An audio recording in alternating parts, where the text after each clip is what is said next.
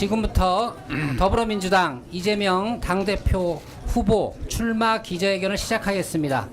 네. 자, 박수 이외에는 조금 자제 부탁드립니다. 네. 먼저 이재명 후보님의 기자회견문 낭독이 있겠습니다. 네. 열렬히 환영해 주셔서 감사드립니다. 네. 존경하는 국민 여러분, 그리고 사랑하는 당원 동지 여러분, 어제보다는 오늘이, 오늘보다는 내일이 더 나을 것이라는 희망은 이제 과거의 유물이 되고 말았습니다. 혁신 역량은 고갈되고 저성장의 악순환이 계속되고 있습니다. 불평등과 양극화는 갈수록 극단화됩니다. 상상하기 힘든 비극적인 사건, 사고들이 끊이지가 않고 먹고 사는 일에 온 신경을 곤두세워야 할 정도로 민생 경제는 파탄 났는데 아무도 책임지는 사람이 없습니다. 심야 배송을 하던 택배 기사는 개같이 뛰고 있어요 라는 카톡을 남기고 과로로 숨지고 말았습니다. 도대체 누구를 위한 나라이고 무엇을 위한 사회입니까? 이렇게 살 수는 없습니다. 절망의 오늘을 희망의 내일로 바꿀 수만 있다면 제가 가진 무엇이라도 다 내던질 수 있습니다. 저 이재명이 다시 이 자리에 선 이유입니다. 국민 여러분, 그리고 당원 동지 여러분, 지난주 영국은 14년 만에 정권 교체가 있었고 프랑스도 집권 여당을 누르고 좌파 연대가 승리했습니다. 국민들이 진보냐 보수냐를 선택한 것이 아니라 어려운 경제와 줄어드는 복지 때문에 이대로는 못 살겠다라고 절규한 결과입니다. 미국을 비롯한 세계 곳곳에서 주요 선거가 있는 올해 우리 앞에도 중대한 갈림길이 놓여 있습니다. 국민의 목소리와 시대적 요구에 부응하며 새로운 시대로 나아갈 것인지 엄혹한 현실을 외면한 채 퇴보와 정체의 길을 계속 갈 것인지 선택은 바로 지금 이 자리에 있는 우리 자신의 몫입니다. 민주주의와 민생의 최후 보루인 국회에 우리 국민의 마지막 기대, 이 나라의 운명이 달려 있습니다.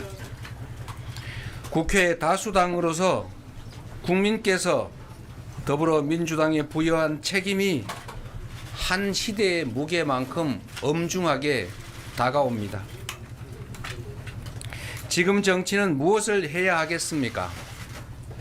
단언하건대 먹고 사는 문제만큼 중요한 건 없습니다. 모든 국민이 안전하고 평화로운 환경에서 충분한 기회를 누리고 희망을 가지고 새로운 생명과 함께 행복을 누릴 수 있게 하는 것, 그게 바로 국가의 역할이고 정치의 책임입니다. 먹고 사는 문제를 해결하는 것, 바로 먹사니즘이 우리의 유일한 이데올로기입니다. 경제가 곧 민생입니다. 성장의 회복, 지속 성장이 곧 민생이자 먹사니즘의 핵심입니다. 국민 다수가 출생을 포기하고 자살률이 세계 최고일 만큼 희망과 미래가 없는 이 현실을 반드시 극복해야 합니다. 성장의 회복과 지속 성장이 더 많은 기회를 만들 것이고 더 많은 기회를 통해 더 나은 세상, 희망의 미래를 만들 수 있기 때문입니다. 바야흐로 인공지능으로 상징되는 과학기술의 신문명 시대가 기후위기에 대응한 에너지 대전환의 시대가 새롭게 열리고 있습니다. 재생에너지와 과학기술 중심의 신문명 시대는 위기이자 동시에 기회입니다. 외면하면 도태 위험에 시달리는 추격자가 되겠지만 능동적, 적극적 대응으로 무한한 기회를 누리는 선도자가 될 수 있습니다. 이제 사람의 노동으로 필요한 것들을 생산하는 시대는 갔습니다. 인공지능 로봇이 인간 노동을 대부분 대체하는 초과학 기술의 시대가 열리고 있습니다. 변화된 상황에 대응해서 미래 사회를 선도할 기초과학과 미래기술에 집중 투자해야 합니다. 과학기술 강국으로 발돋움해 성장의 새 발판을 만들어야 합니다. 세계 경제의 역사는 생산성 향상의 역사 그리고 과학기술 발전의 역사이기도 합니다. 과학기술의 역할이 극적으로 커질 미래의 초과학기술 시대를 대비하여 과학기술을 중시하고 과학기술자를 존중하고 과학기술과 연구개발에 대한 관심과 투자를 대폭 확대해야 합니다. 과학기술 역량의 강화로 생산성은 극도로 높아져 필요한 것은 얼마든지 생산해 내겠지만 노동 수요, 즉 일자리는 필연적으로 줄어들 것입니다. 필요한 소득을 얻을 일자리가 원하는 만큼 존재하는 이른바 완전 고용 사회는 옛말이 될 것입니다. 일자리는 인공지능 로봇을 통제하는 소수의 고급 노동과 로봇 비용보다 저렴한 노동을 감당하는 대다수의 소외 노동으로 양분화될 것입니다. 일하지 않는 자는 먹지도 말라라는 말은 과학기술 시대 일자리 현실을 외면한 망언이 될 것입니다.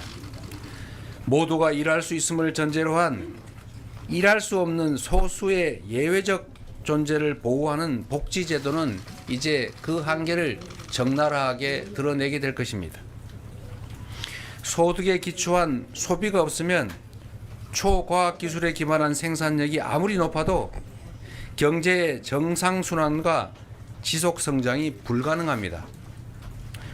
높은 생산성의 토대인 과학기술은 모두의 공유자산의 일부인 것이고 구성원의 기본적인 삶이 보장되어야 공동체가 유지 존속할 수가 있습니다.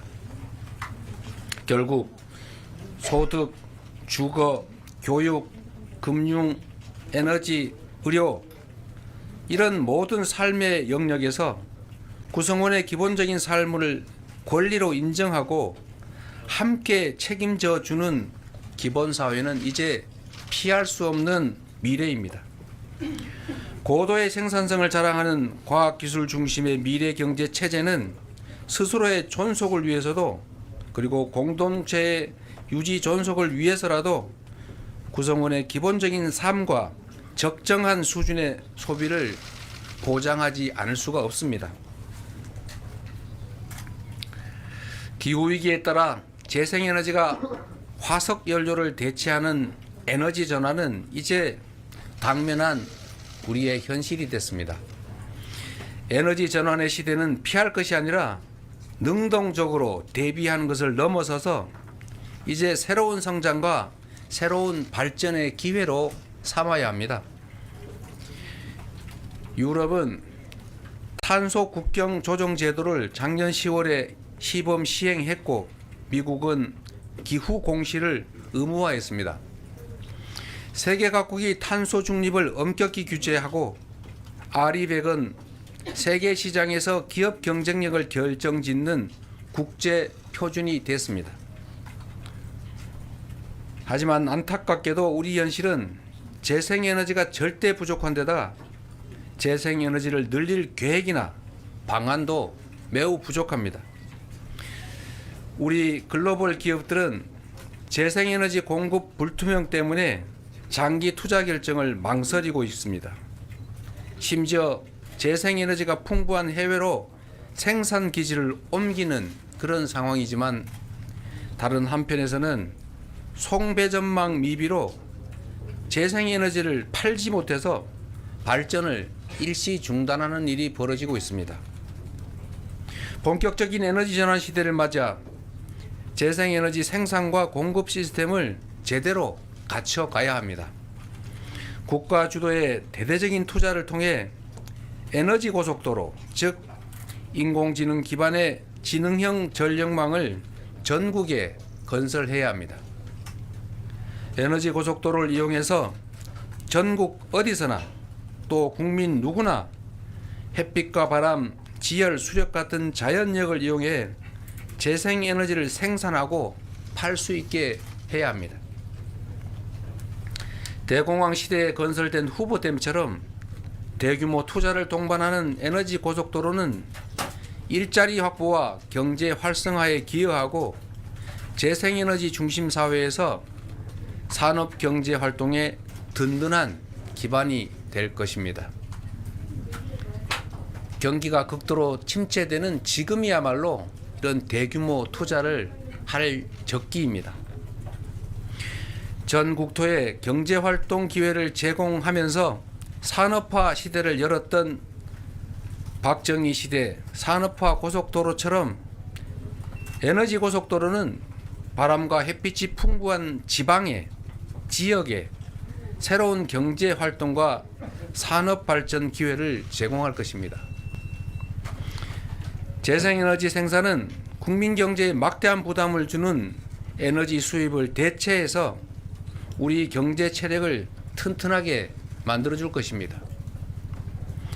에너지 고속도로는 호남, 영남, 충청, 강원 등 서남 해안과 동해안의 낙후된 지역들이 소멸 위기에서 벗어나 새로운 성장 발전의 기회를 누리게 할 것입니다. 송전 거리에 비례한 요금 제도가 도입되면 재생에너지를 대량 생산하는 낙후된 지역에 상대적으로 값싼 전기요금으로 아리백 전용단지 같은 새로운 산업 기반도 만들어질 것입니다. 여기에 지방 우대형 세금 감면 제도, 규제 합리화가 더해진다면 우리의 핵심 국가 과제인 균형 발전도 현실이 될 수 있습니다. 주민들이 지방을 떠나는 이유는 농업이나 어업 등으로는 풍요한 삶을커녕 기본적인 삶조차 유지할 수 없기 때문입니다. 햇빛, 바람 같은 무한 자원으로 재생에너지를 생산해서 판매하는 새로운 소득 기반이 생겨나고 먹고 사는 문제가 해결돼서 여유로운 삶이 가능해진다면 떠나는 지방은 저절로 돌아오는 지방으로 바뀔 것입니다. 신안군은 태양광 발전 소득의 일부로 주민에게 소액의 햇빛연금을 지급하며 향후에 그 지급액을 늘려갈 계획인데 전국 지방자치단체 중에서 유일하게 섬으로만 이루어진 매우 어려운 군이지만 이 소액의 햇빛연금만으로도 유일하게 인구가 늘어나는 군이 됐습니다. 앞으로 도래할 재생에너지 중심 사회에서 기본소득의 주축이 될 햇빛연금의 가능성을 확실하게 보여주고 있는 것입니다. 위기를 기회로 바꾸는 이 같은 혁신을 위해서는 기업과 국가가 2인 3각으로 움직여야 합니다. 인문학과 공학이 융합하고 대학과 기업, 정부가 서로 협력해야 합니다. 코로나 백신 개발로 유명한 모더나디에는 미 국립보건원과 국방성 연구부서가 있었습니다. 20년 동안 딥러닝 연구를 지원한 캐나다 정부가 있었기 때문에 토론토 대학교가 인공지능의 메카가 된 것입니다. 안타깝게도 우리나라 AI 인재들은 더 좋은 환경과 지원책을 찾아서 해외로 빠져나가고 있습니다. 지난 10년간 인재들이 매년 3만 명씩이나 해외로 이주했다고 합니다. 놀랍게도 석사 출신 인재의 40%가 국내가 아닌 해외에서 일하고 있습니다. 기술을 주도할 인재 양성에 과감하게 투자해야 합니다. 창조는 수많은 도전과 실험 위에서 가능합니다. 과학기술 분야를 포함한 연구 개발 예산을 꾸준하게 확대해 가야 하는 이유입니다. 복잡한 수식, 전문 지식은 이제 인공지능이 훨씬 더 잘 답합니다. 더 이상 답을 하는 것이 중요하지 않습니다. 이제는 답이 아니라 질문하는 능력이 중요합니다. 정답이 있는 연습 문제만 풀어온 우리 사회가 인공지능 시대로 제대로 진입하려면 혁신적인 도전과 실험을 장려할 뿐만 아니라 실패를 자산으로 삼는 문화가 만들어져야 합니다.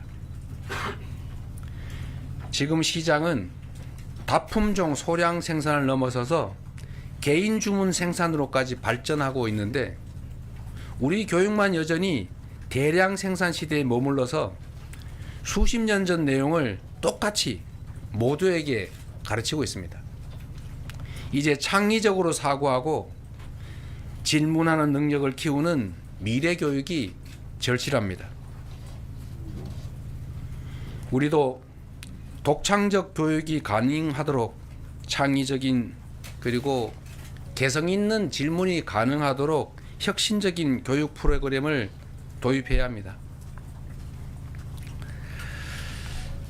아시는 것처럼 대한민국은 전 세계에서 산업 현장에 로봇이 가장 많은 나라입니다. 그만큼 일자리는 줄고 위기감은 나날이 커지고 있습니다. 가만히 앉아 위기를 바라보고만 있을 수는 없습니다. 위기를 기회로 바꿔야 합니다.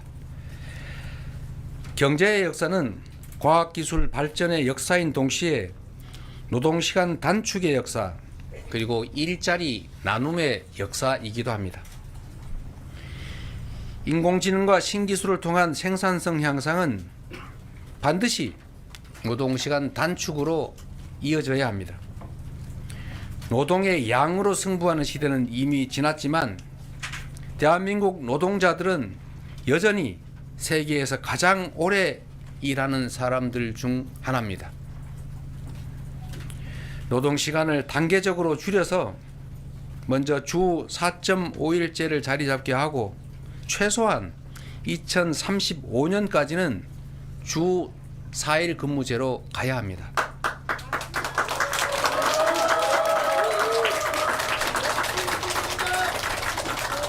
새로운 시대의 능동적 대응을 위해서는 사회, 문화, 교육 등 모든 영역에서 혁신이 뒷받침되어야 합니다. 합계 출산율이 세계 최저이면서도 여전히 알 수 없는 저점을 향해서 그 저점을 계속 갱신하는 우리나라는 노동 문화부터 바꿔가야 합니다. 남녀 모두 동등하게 일하고 함께 양육하는 사회 분위기를 만들어 가야 합니다. 육아휴직이 승진과 복직을 차별하는 이 잘못된 현실을 최대한 빨리 바로잡아야 합니다. 이제 출산과 양육이 개인의 책임이던 시대에서 우리 공동체 모두의 책임인 시대로 전환해 가야 합니다. 세계 유일의 분단 국가인 우리에게는 평화가 곧 경제입니다. 평화가 밥입니다.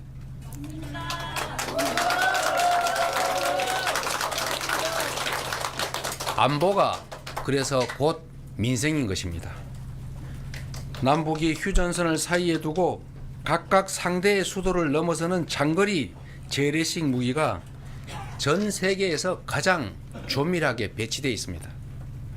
사소한 오해나 국지적 충돌이 언제든지 전면전으로 확대돼서 모든 것이 파괴되고 상상을 초월하는 대규모 사상자가 발생할 수 있습니다. 국지적 충돌이나 군사적 긴장도 경제 활동을 위축시켜서 우리 국민들의 민생고를 악화시킵니다.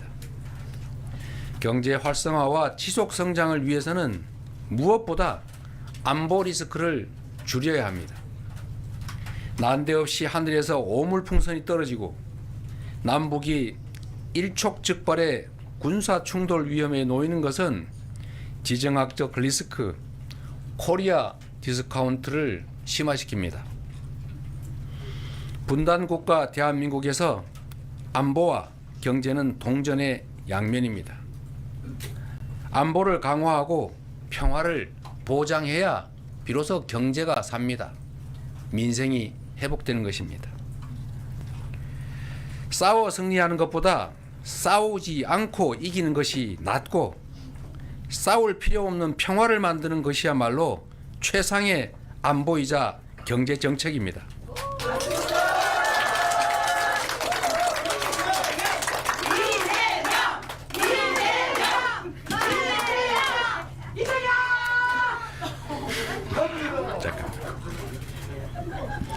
상대를 억제하는 강한 군사력 과시도 필요하지만 더욱 중요한 것은 평화를 구축하는 노력입니다.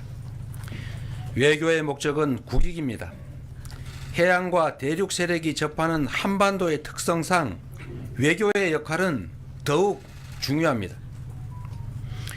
국민의 삶에 도움이 되는 외교가 되기 위해서는 국익 중심의 실용 외교가 반드시 필요합니다. 외교가 우리 기업과 경제인들의 대외 국제 경제 활동을 제약하는 것이 아니라 경제 영토 확장을 통해서 이들의 대외 경제 활동에 도움을 줄 수 있어야 합니다. 우리 사회의 가장 큰 문제는 미래의 비전, 꿈이 사라졌다는 것입니다. 불안한 미래가 절망을 부르고 저출생을 낳고 삶을 포기하도록 강요합니다.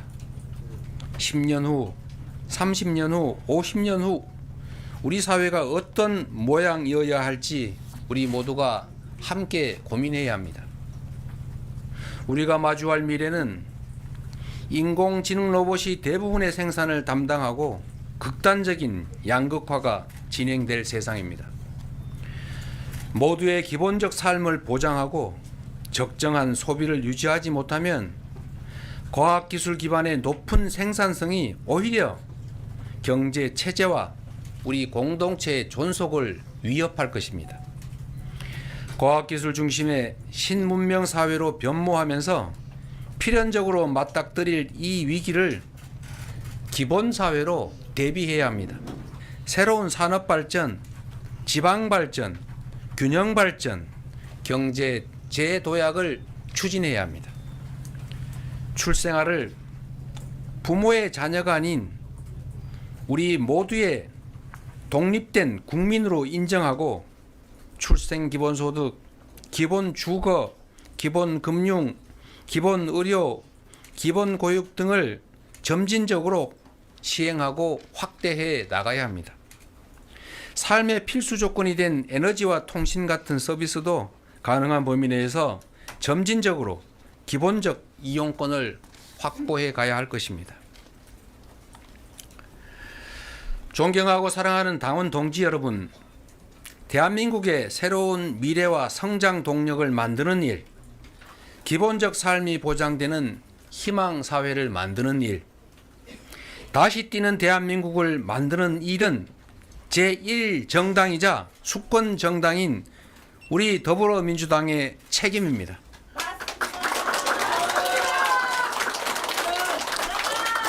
대한민국의 주인이 국민인 것처럼 더불어민주당의 주인은 250만 당원 동지 여러분입니다. 대한민국의 미래와 국민의 삶을 책임져야 하는 우리 민주당의 운명은 당원의 손에, 그리고 민주당을 믿고 지지하시는 국민의 손에 달려 있습니다. 사랑하는 당원 동지 여러분과 존경하는 국민 여러분께서 우리 민주당이 만들고 준비해 나갈 새로운 미래에 함께 해 주실 것을 부탁드립니다.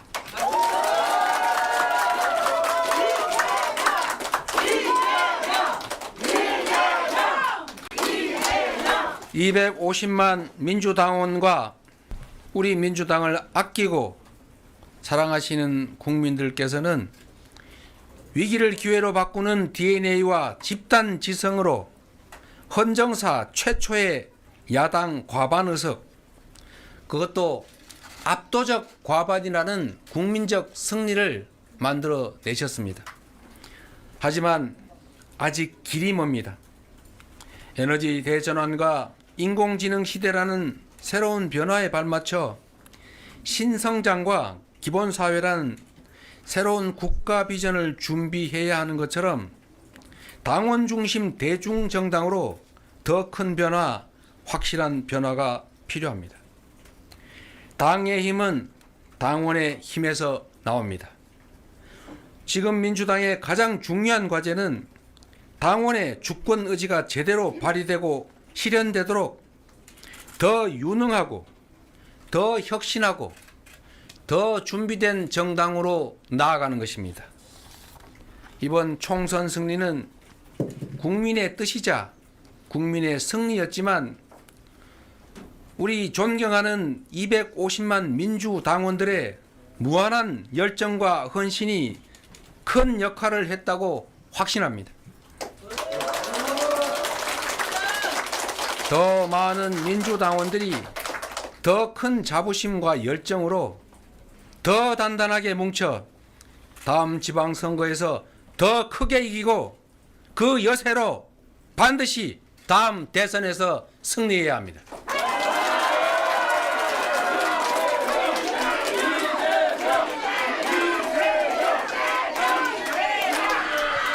그러기 위해서는 민주당을 당원 중심의 대중적 민주정당으로 더 확실하게 발전시켜야 합니다.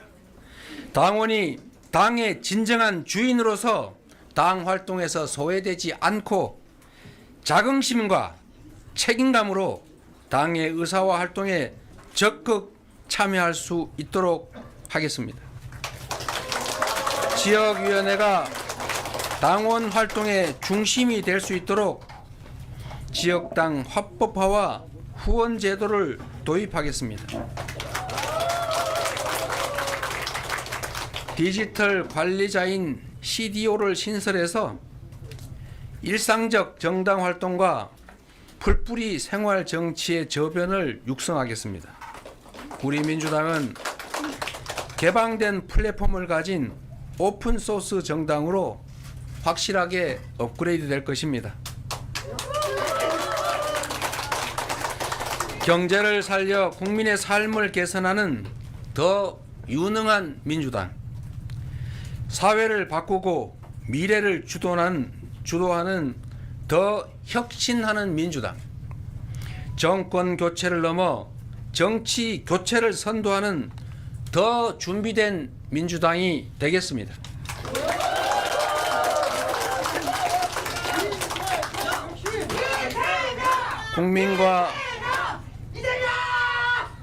국민과 당원이 헷갈리게 하지 마시고 국민과 당원의 뜻이 제대로 관철되는 내 삶을 바꾸는 민주당으로 거듭날 것입니다. 존경하는 국민 여러분, 그리고 당원 동지 여러분, 올 1월달 한 달 동안만 무려 1,306분의 국민들께서 스스로 삶을 마감하고 이 세상을 떠났습니다. 21년째 OECD 자살률 1위, 그야말로 대한민국은 죽음의 땅이 돼가고 있습니다. 그럼에도 저는 정치가 이 참혹한 현실을 바꿀 수 있다고 믿습니다. 그리고 반드시 정치가 이 참혹한 현실을 바꿔야 합니다. 지난 1월 살인 테러 미수 사건 이후 남은 생은 하늘이 준 덤이라 여기고 오직 국민과 나라를 위해 살겠다고 말씀드렸습니다. 또 다른 칼날이 저를 향한다고 해도 결코 두려워하거나 피하지 않을 것입니다. 청계광장에서 위대한 촛불혁명이 시작되었을 때 국민 여러분 옆에 서 있던 저 이재명, 이제 새로운 길 위에서도 항상 여러분 곁에 있겠습니다. 언제나 그랬듯이 위기를 극복하고 기회를 만들어낼 힘도, 절망적 현실을 희망찬 내일로 바꾸는 힘도 모두 우리 당원과 국민 속에 있다고 믿습니다. 민주당이 앞장서겠습니다. 다시 뛰는 대한민국, 더불어민주당과 함께 만들어가면 좋겠습니다. 국민협회 이재명, 다시 뛰는 대한민국 확실하게 만들어 보겠습니다. 고맙습니다.